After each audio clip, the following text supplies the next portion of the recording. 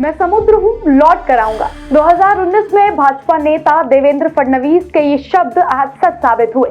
महाराष्ट्र के अगले मुख्यमंत्री के रूप में देवेंद्र फडणवीस का नाम की घोषणा ने न केवल उनके वादे को पूरा किया है, बल्कि उनके राजनीतिक कद को भी और ऊंचा कर दिया है। भाजपा ने बुधवार को मुख्यमंत्री पद के लिए फडणवीस का नाम तय कर सस्पेंस खत्म कर दिया। 5 दिसंबर को शाम 5 बजे शपथ ग्रहण समारोह होगा। महाराष्ट्र चुनाव में भाजपा ने 139 में से 132 सीटें जीतकर 86% स्ट्राइक रेट हासिल किया, जो पार्टी के लिए एक ऐतिहासिक उपलब्धि है। इस बड़ी जीत ने देवेंद्र फडणवीस के नेतृत्व में भाजपा की स्थिति को और मजबूत किया।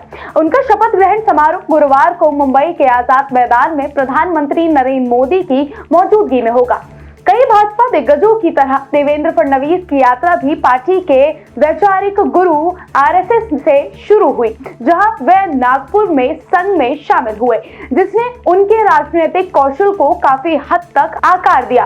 वे नागपुर नगर निगम में पार्षद चुने गए और लगातार 2 कार्यकालों तक सेवा की। उल्लेखनीय रूप से वो भारत के दूसरे सबसे युवा महापौर और नागपुर के सबसे युवा महापौर बने। वे महापौर परिषद के पद पर फिर से चुने जाने वाले एकमात्र व्यक्ति भी हैं।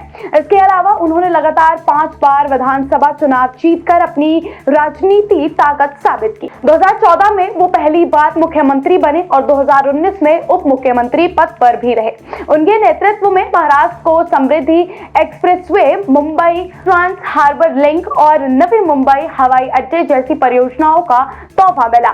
फडणवीस 2013 में वार्ड संयोजक के पद से महाराष्ट्र भाजपा के अध्यक्ष के पद तक मजबूती से और लगातार आगे बढ़े। 2014 में उनकी किस्मत ने तब बड़ा बदलाव देखा जब वो पहली बार राज्य के मुख्यमंत्री बने, जब भाजपा 122 सीटों के साथ सबसे बड़ी पार्टी के रूप में उभरी। उन्होंने पूरे कार्यकाल के लिए महाराष्ट्र के मुख्यमंत्री के रूप में कार्य किया।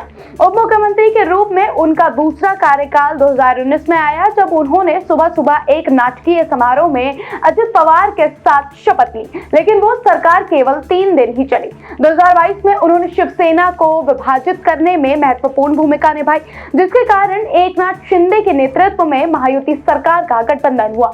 इस बार उन्होंने भाजपा के केंद्रीय नेतृत्व के निर्देशानुसार उप मुख्यमंत्री का पद स्वीकार किया।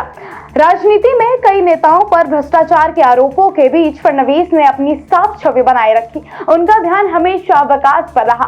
नागपुर, पुणे और मुंबई जैसे शहरों में मेट्रो कनेक्टिविटी का विस्तार उनके प्रमुख कार्यों में शामिल है। शिवसेना और एनसीपी में विभाजन की रणनीति बनाकर उन्होंने भाजपा को राज्य में सबसे मजबूत स्थिति में लाकर खड़ा किया।